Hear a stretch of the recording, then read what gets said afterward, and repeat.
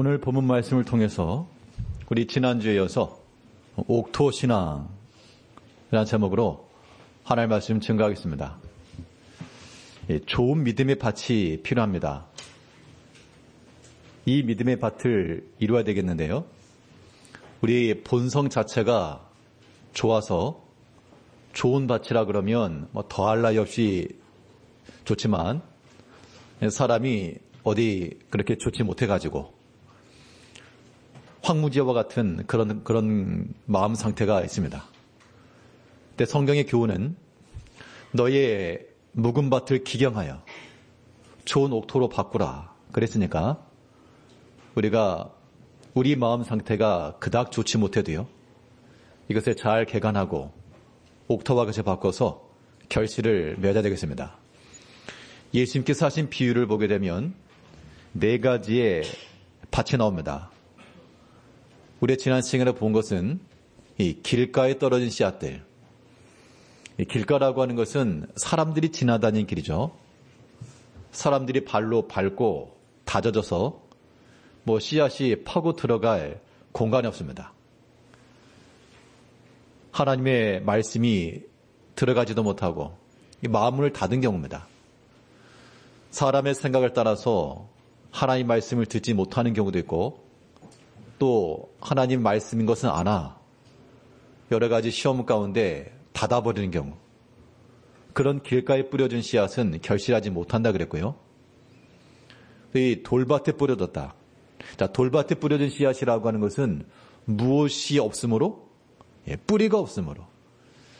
뿌리가 있긴 있는데 깊이 내리지 못하기 때문에 이 뙤약볕에 타서 없어진다.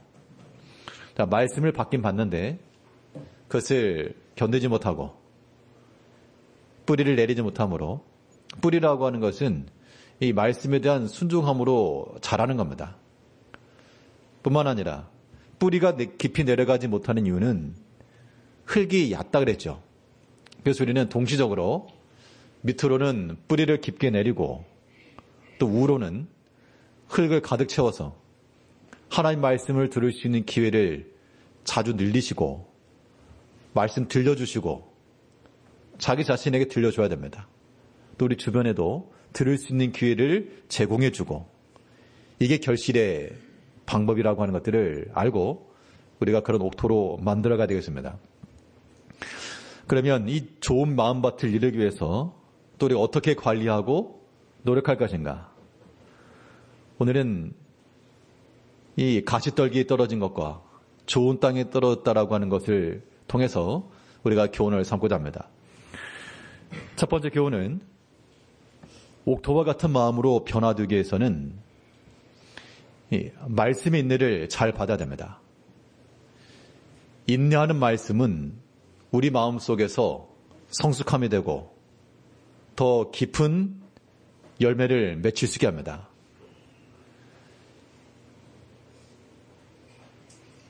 인내라고 하는 것,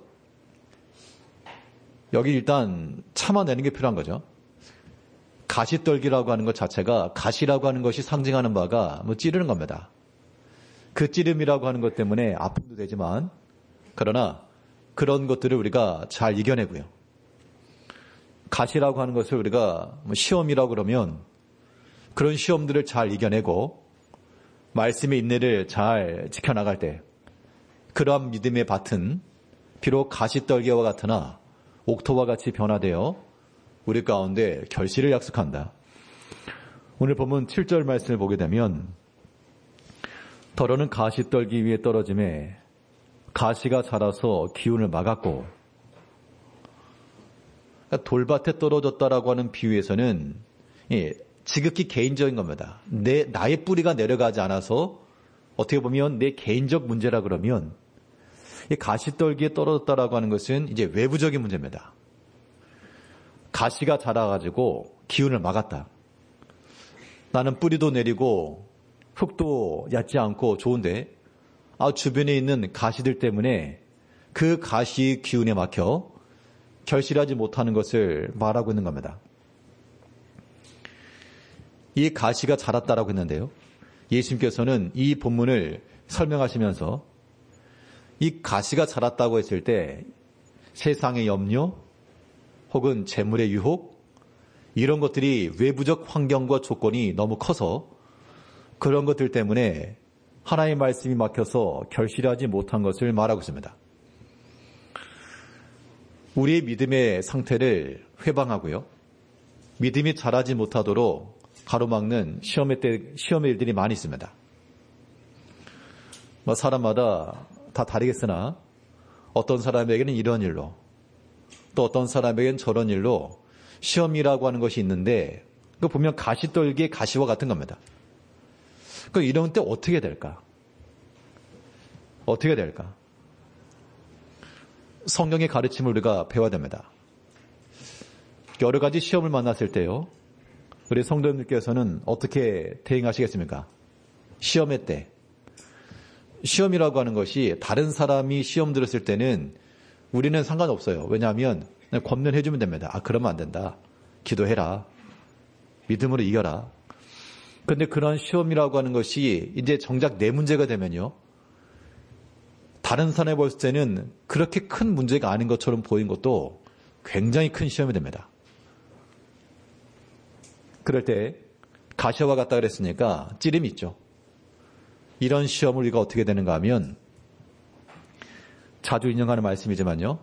시험을 어떻게 하시라고요? 잘 참으시고. 시험을 잘 참고 주를 섬겨야 됩니다. 이 시험의 때가 있을 때 바알 사도는 말하기를 내가 그리스도를 위해서 복음을 전하며 내가 힘써 교회를 위해 충성하고 만나는 사람들마다 예수 이름으로 가르치고 훈계하고 권면했는데 그런데 정작 사람들로부터 오는 그 반응이라고 하는 것은 여러 가지 오해도 많았고 때로는 돌도 맞았고요. 자기 동족으로부터 많은 비난도 받았습니다. 자, 그런 일이 있을 때 성도님들이 어떠시겠습니까? 우리가 지금 다들 믿음이 있는 것처럼 보여도요. 우리가 그런 이야기들, 그런 상황에 놓이게 되면 아마 굉장히 격분하실 겁니다. 우리가 오랫동안 신앙생활을 했다 하지만 참 이게 아직도 어린 수준인 거죠. 바울 사도는 그와 같은 큰 시험을 만났을 때 그때 잘 시험을 참았는데 어떻게 참았냐? 그 방법을 대해서 우리 사도행전 20장 19절 말씀에서 이 말씀을 우리 다 외웁시다. 외우고 이 말씀 의지해서 때때로 이런 일이 있을 때마다 잘 감당하셔야 되겠습니다. 우리 사도행전 20장 19절 말씀 우리 한번 같이 크게 한번 읽어보겠습니다. 시작. 곧 모든 겸손과 눈물이며 유대인의 간계로 말미암아 당한 시험을 참고 주를 섬긴 것과 그러니까 이게 내가 참았다 그 정도가 아닌 겁니다.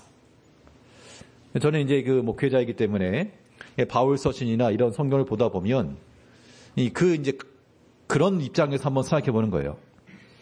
물론 바울도 성경을 기록한 사도긴 했지만 또 한편으로는 이 성도들 앞에서 여러 가지 목회를 감당하던 그런 사역자였을 텐데 시험을 당할 때가 그랬잖아요. 유대인의 간계로 인한 시험이 믿지 않는 복음을 받아들이지 않는 자들의 시험이었을 것이지만 바울은 그들을 향해서 내 동족이 주께 돌아오길 바라고 그들이 복음을 깨닫길 바라고 그 열린 마음으로 나아갔다는 겁니다. 뿐만 아니라 아니면 교회 내에서도요.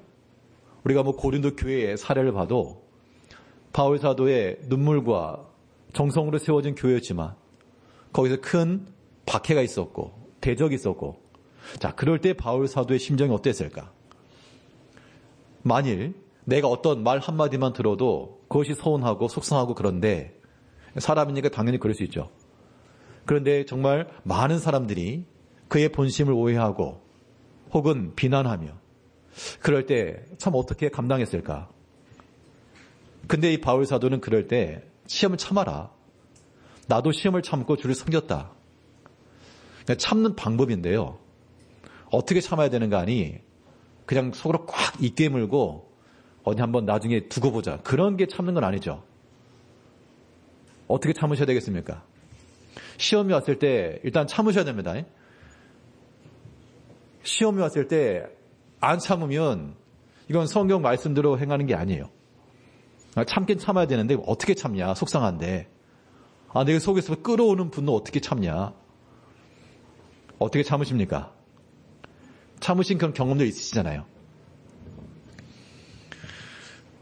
오늘 바울 사도가 사도행전에서 말씀했던 그대로입니다. 여러 가지 시험을 당할 때 어떻게 참았다 그랬습니까? 겸손과 눈물이죠. 겸손과 눈물로. 그러니까 시험 당할 때 속상하잖아요. 그런데 눈물 쏟아지는 거 아닙니까? 그 눈물이라고 하는 것이 속상한 건데, 그런데 하나님 앞에서의 우리 약함은 고백입니다. 하나님, 내가 할 수 있는 게 아무것도 없습니다. 바울 같은 믿음의 대사도도 그러한 눈물로써 이런 믿음의 일을 감당했다 그러면, 자, 우리가 그만한 능력치가 없다 그럴 때요, 우리가 쏟아야 될 눈물은 양은 도대체 얼마나 될까? 시험이 왔을 때 유대인의 관계로 말미암아 당한 시험, 이 어떻게 보면 하나의 가시거든요. 가시 떨기 위해 내가 지금 떨어졌다. 가시 찔렸다. 아파요. 눈물 나는 겁니다. 그 눈물이라고 하는 것이 시험을 잘 참는 길이 되는 거예요. 뿐만 아니라 겸손과 눈물 그랬죠. 겸손이라고 하는 것은 우리 자신을 낮추는 거 아닙니까? 그러니까 어떻게 보면 이런 거죠. 겸손 아니고서는 이건 받아들일 수 없고 해석할 수 없고 넘어갈 수 없는 문제가 많습니다. 자, 바울은 그 당시 어떻게 보면 리더였죠. 사역자 위치에 있으니까, 복음 전환 입장이니까 지도자 위치에 있는 겁니다. 그런데 그가 이 모든 시험을 참을 때 겸손과 눈물 그랬으니까 결국 당연히 내가 사역자로서, 내가 지도자로서, 어떻게 보면 교회 내에서 중직을 맡은 자로서 나의 모든 권리를 말하고 주장을 말할 수 있지만, 그렇게 하면 시험을 못 참는다는 겁니다. 내가 낮아지지 않고서는 이해할 수 없고 해석할 수 없고 이 상황을 받아들일 수가 없고, 그런 게 있어요. 우리가 주의 일을 함에 있어서 하나님의 교회를 돌아볼 때 우리 마음 자체가요, 똑같아요. 겸손의 마음 아니면 여러 가지 시험이 일어날 때 이거 이겨내지 못합니다. 예수님께서 비유하신 대로 가시 떨기 위해 떨어진 것 같아가지고 뿌리를 내리긴 내리나 가시에 찔려가지고 그냥 쓰러지는 거죠. 왜 이런 가시를 우리 가운데 주시는가? 가시 자체는 우리에게 큰 위협이 되고 슬픔인데, 근데 그런 모든 것들을 이겨내면요, 큰 연단의 열매를 맺는 겁니다. 진주조개 그런 얘기를 하잖아요. 진주조개라고 하는 게 나중에 보면 보석처럼 예쁘지만 그것이 만들어지기까지는 살을 찢고 거기서 또 아물어지고 이런 과정을 거쳐서 보석이 된다고 하지 않습니까? 하나님께서 우리를 버리시지 않고요, 우리를 미워하실 리가 없습니다. 하나님께서 왜 나에게 이런 형편과 상황과 이런 때를 만나게 하십니까? 하나님께서 우리를 버리시려고 그런 게 아니겠죠. 육신의 부모라도 그 자녀를 아끼지 않는 부모 같고, 어려움 당했을 때 어떻게 하길 바랍니까? 힘내라, 이걸 바라는 거죠. 힘내라, 이걸 바라는 겁니다. 그런 것처럼 하나님께서도 우리가 비록 가시떨기와 같은 곳에 떨어져서 아픔이 되고 슬픔이 될지라도 그 모든 어려움의 때 시험을 어떻게 하시고요? 잘 참고. 시험을 당했다 그런 거 아닙니까? 내가 당한 거예요, 일방적으로. 그러니까 시험인 겁니다. 예수님께서도 그가 주장을 말했다 그러면 예수님께서 비난받을 이유가 없죠.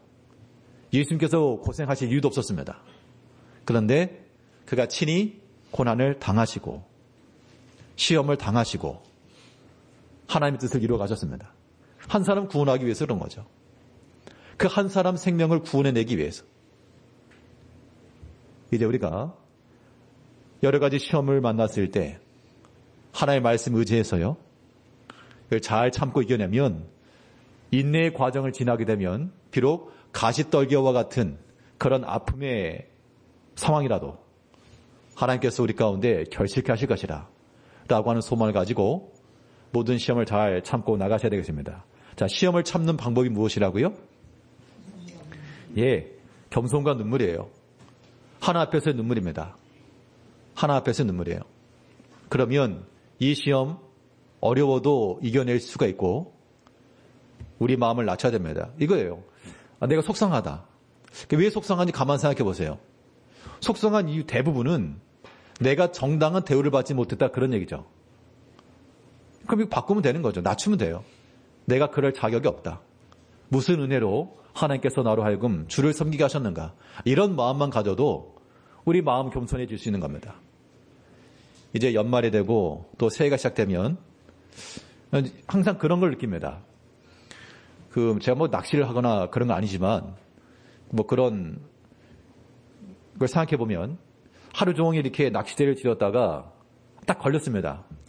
큰 놈이 하나 걸렸어요. 그럼 어떻죠? 기분이가 좋으시겠죠?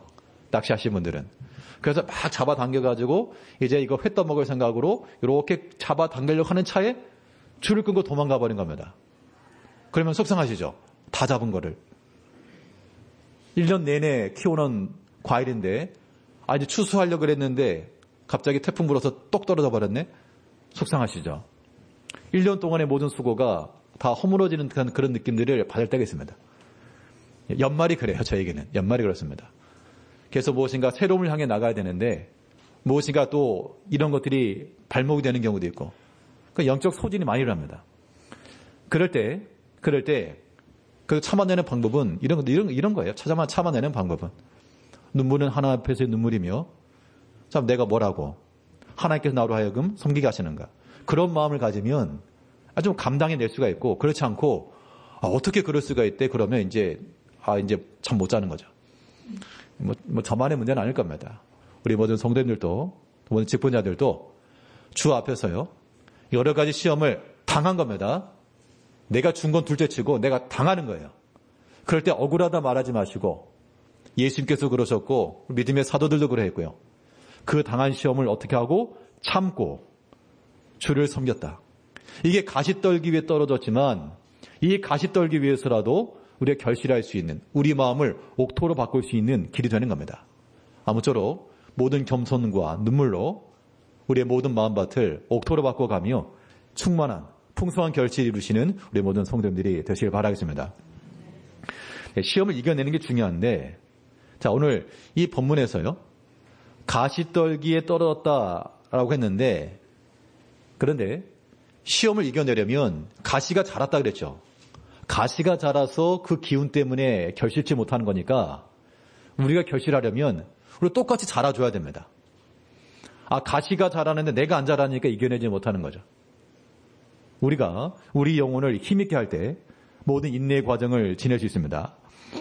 오늘 13장 22절을 보게 되면 마태복음 13장 22절에서 가시떨기에 뿌려졌다는 것은 말씀을 들으나 세상의 염려와 재물의 유혹에 말씀이 막혀 결실하지 못하는 자요. 자, 씨 뿌리는 비유 가운데서 예수님께서 친절하게 해설해 놓으셨습니다. 이 가시떨기에 떨어졌다는 게 뭐냐?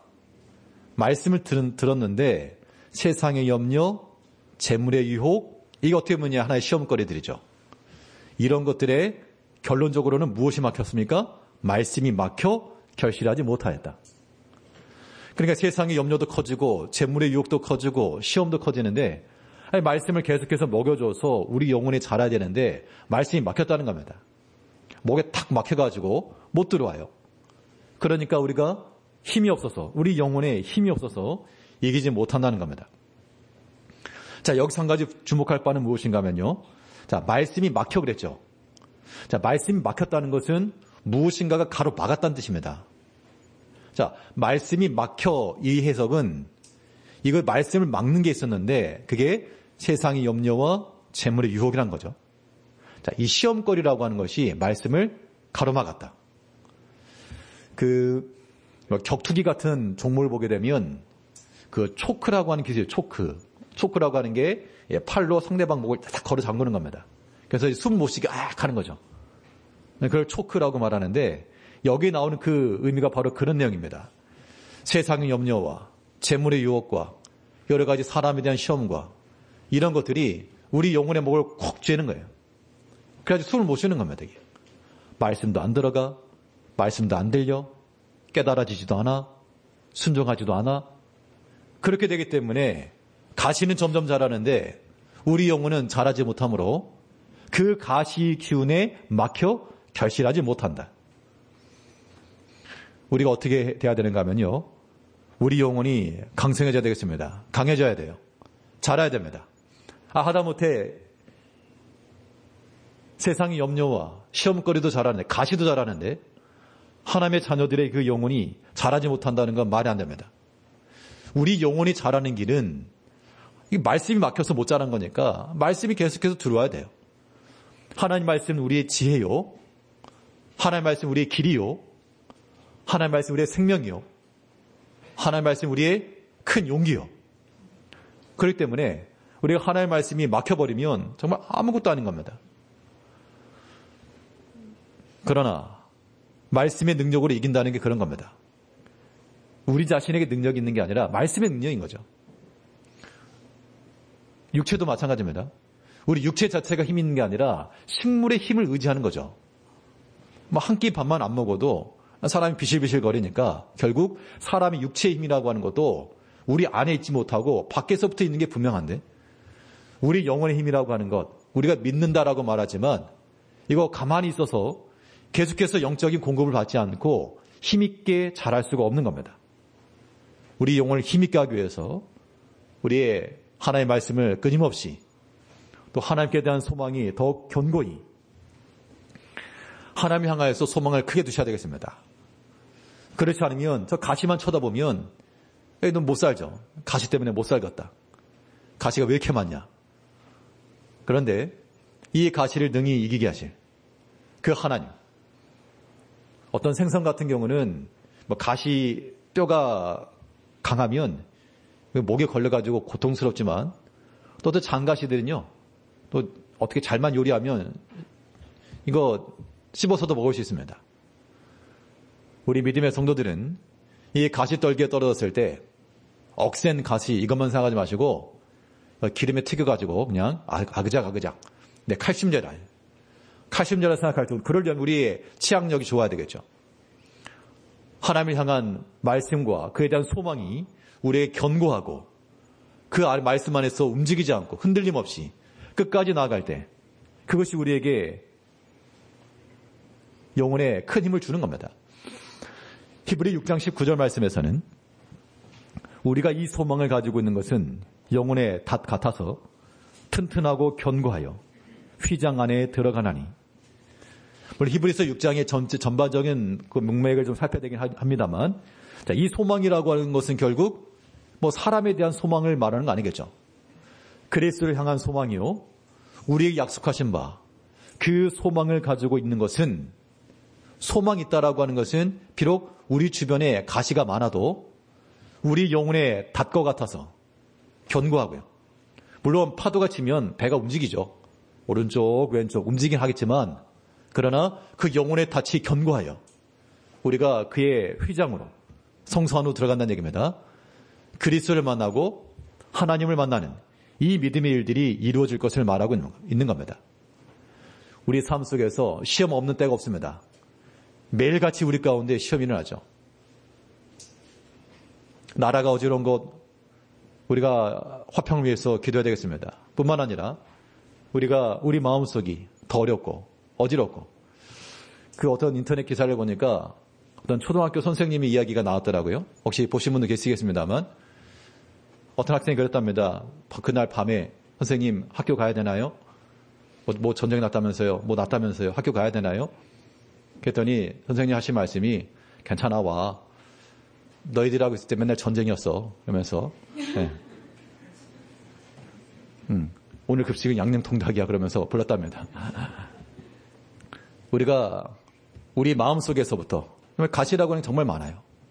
이게 정말 하루 단위가 아니고 시분마다 우리 가운데 다가오는 우리 자동차 세차하면 막 롤러가 다가오는 것처럼 그렇게 막 다가온다는 겁니다.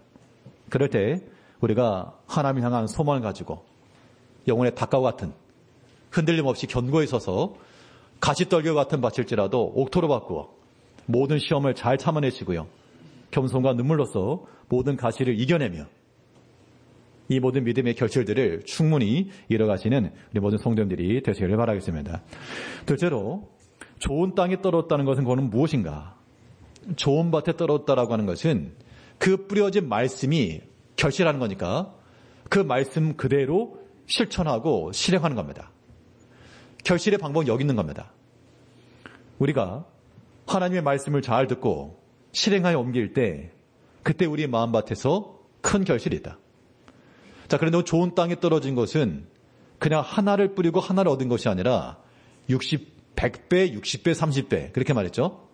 예, 갑절이 이상의 결실했는데 이건 우리가 100배라고 하는 걸 기다릴 게 아니라 30배와 60배와 100배의 결실하려면 어떻게 되냐? 그 하나님 말씀을 실천하는 것과 실행하는 것이 우리의 열매라면 자, 30배의 결실하려면 몇 번을 실천해야 되겠죠? 30번. 60배의 결실하려면요. 60번은 우리가 순종해야죠. 100배의 결실하려면요. 100배의 말씀을 중첩해서 순종하고 순행해야 될 거 아닙니까? 하나님의 말씀을 계속해서 덧대고 더해주고 계속해서 공급해 줄 때 내가 10배를 공급해 주면 10배의 결실이요. 100배를 공급해 주면 100배의 결실이라는 겁니다. 이게 좋은 땅의 특징이라고 그랬습니다. 우리 본문 13장 8절 말씀을 보게 되면 더러는 좋은 땅에 떨어짐에 어떤 것은 100배, 어떤 것은 60배, 어떤 것은 30배의 결실을 하였느니라.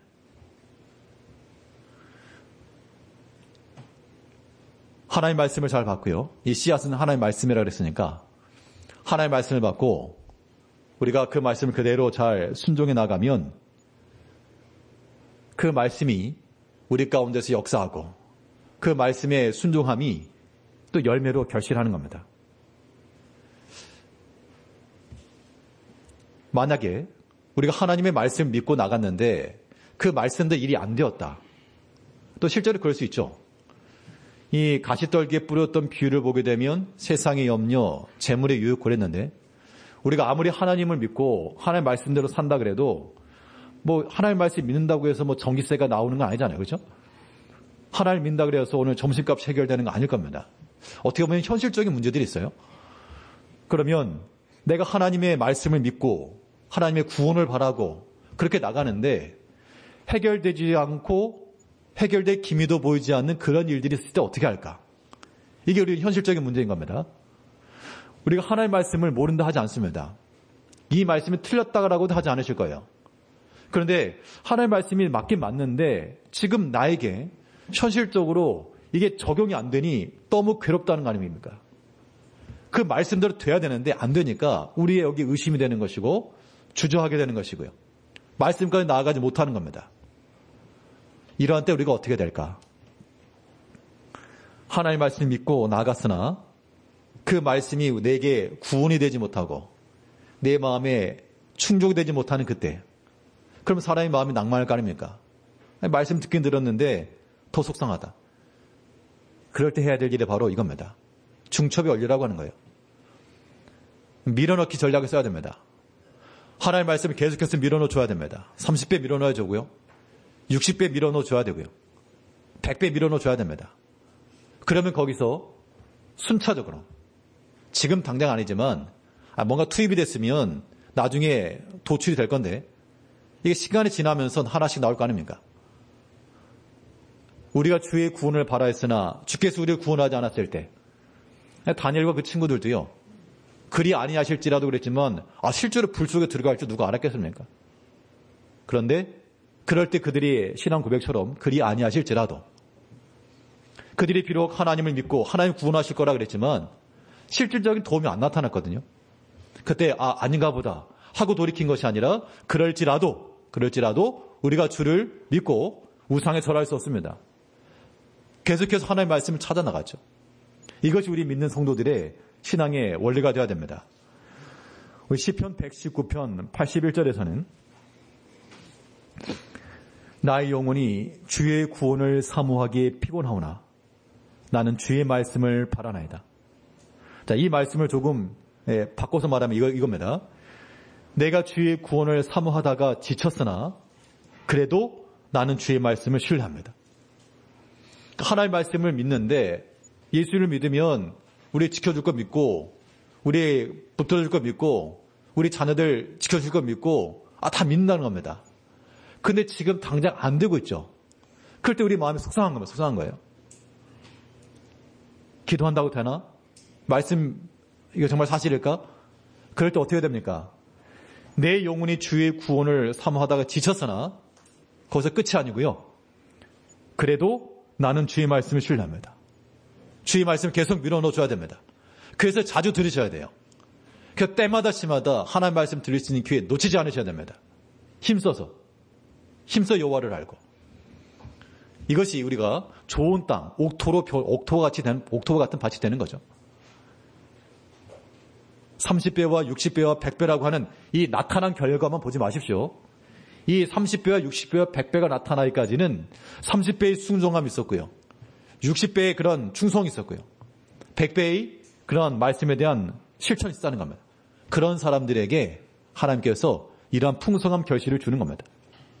결국 우리가 하나님의 말씀을 듣고 받으실 때마다 그 말씀을 여러분들은 무엇으로 받으셔야 되는가 하면 아마 지금 이 시간도 마찬가지입니다. 말씀에 대한 자세가요. 그냥 그런가 보다. 전혀 귀 안 들리신 분도 계실 거고 의도적으로 안 듣는 분도 계시겠습니다만 만일 하나님의 말씀을 이거 복된 말씀이라. 참 복된 거라. 라고 들으시는 분들에게는 복인 거예요. 하나님께서 그렇게 역사하실 것이 분명합니다. 그러니까 복 받는 분들은 계속 받는 거고 그렇지 못하신 분들은 계속 그런 말씀에 대한 맛을 알지 못하니까 아직 그 일이지 못하는 건데 하나님의 말씀을 대할 때 그냥 우리가 이 자리에 앉아있다 그렇게만 생각하지 마시고 이거 하나님의 말씀을 내가 받아야 되겠다. 나에게 주신 말씀을 내가 들어야 되겠다. 이게 내게 귀하고 복된 말씀이라. 그렇게 받으셔야 됩니다. 그런 사람들이 복이 된다 그랬어요. 야고보 1장 25절 말씀에서는 자유롭게 하는 온전한 율법을 들여다보고 있는 자는 듣고 잊어버리는 자가 아니요 실천하는 자니 이 사람은 그 행하는 일에 복을 받으리라. 자, 좋은 땅에 뿌려졌다라고 하는 것은 하나님의 말씀을 듣고 잘 들었다. 그거 아닙니다. 하나님의 말씀을 듣고 맞습니다. 동의합니다. 그것도 아닌 거예요. 하나님의 말씀을 듣고 그것을 뭐 하는 자니? 실천하는 자니? 이 사람은 그 행하는 일에 복을 받으리라. 한 번 실천하면 하나님의 약속대로 그 복이라고 하는 게 꼭 무슨 눈에 보이는 가시적인 그런 의미라기보다도 하나님 우리와 함께 하시는 거 복 아니겠습니까? 그 말씀을 실천했다는 것이 우리가 주와 함께 했다는 것이므로 복 1이 되는 복 1. 우리가 또한 주의 말씀을 또 실천하게 되면 하나님께서 우리와 함께 하셨다는 뜻이므로 복 2. 우리가 또 이 말씀을 가지고 주를 생각하는 마음으로 실천해 나가면 내가 주와 함께 했다는 뜻이므로 복 3. 이것이 우리 가운데 복 30이 되는 것이고 복 60이 되는 것이고 복 100이 되는 겁니다. 이 세상의 것으로 우리의 복을 삼으면 우리는 참 비천한 자요. 우리는 참 가련한 자가 될 수 있습니다. 그러나 하나님의 말씀 자체가 우리 가운데 큰 복이라 생각하는 사람들, 그런 사람들에게는 복이라 그런 겁니다. 우리가 하나님의 말씀을 대할 때 어떻게 대할 것인가? 이 말씀은 내게 큰 복이라. 내가 위기 때 만날 만한 큰 도움이시라. 그런 믿음을 가지고 나가는 자들은 하나님께서 그 말씀을 따라 행하는 자들에게 은혜와 복을 주신다 그랬습니다. 그러므로 우리가 좋은 땅에 뿌려져서 우리의 모든 말씀에 대한 순종과 충성함을 통하여 결실을 맺으시되 보통 우리 열매를 맺는 그 순서를 보면요. 당연히 나무를 심었으면 나무가 자란 다음에 열매를 맺죠. 그것이 정상입니다. 그런데 좋은 땅에 뿌렸다라고 하는 것은 무엇이 가능한가 하면 그 벼를 심어도요. 한 번 심어서 거두는 거 말고 1년에 2번 심는 경우가 있습니다. 이모작 그러죠. 어디 태국 미얀마 그쪽은 좋은 곳은 이모작, 3모작도 가능하다 그럽니다. 아무튼 뿌려만 놓으면 자란다 그러니까 한 번만 심고 끝난 게 아니고 또 거두고 또 거두고. 우리가 좋은 땅에 뿌렸다라고 하는 것은 자라서만 열매가 아니고요. 순서가 바뀌어가지고 열매를 맺어서 자란다 그랬습니다. 그러니까 처음부터 아예 열매를 맺어놓고 자라는 거예요.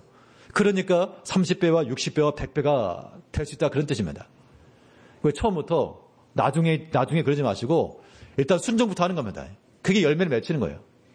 서로 물론 뒤로 미루고 일단 결론부터 순종함부터 나가면 그러면 하나님께서 그 믿음의 일을 통해 열매를 통해 우리를 하고 또 자라게 하시고 자랐으니까 더 풍성한 열매를 맺혀주고 이러한 결실의 원리를 우리가 깨닫고 좋은 땅에 뿌려진 것은 듣고 깨달았다는 건 순종했다는 뜻입니다. 깨달아 순종하는 자니 결실하여 어떤 것은 100배, 어떤 것은 60배, 어떤 건 30배가 되었다. 우리 모든 성도님들이 이러한 풍성한 결실을 원하신다면 그만큼 30배, 60배, 100배의 하나님의 말씀에 대한 충성과 순종과 실천을 통하여 말씀을 행하는 자들에게는 복이라 그랬으니까 그 복된 말씀을 소유하면서 복되신 하나님을 만나면서 하나님을 인하여 살아가는 우리 모든 옥토와 같은 좋은 마음의 밭을 만들어 가시는 성도님들이 다 되시길 바라겠습니다. 기도하겠습니다. 우리를 변함없이 사랑하신 아버지 하나님, 가시떨기와 같이 우리를 찌르고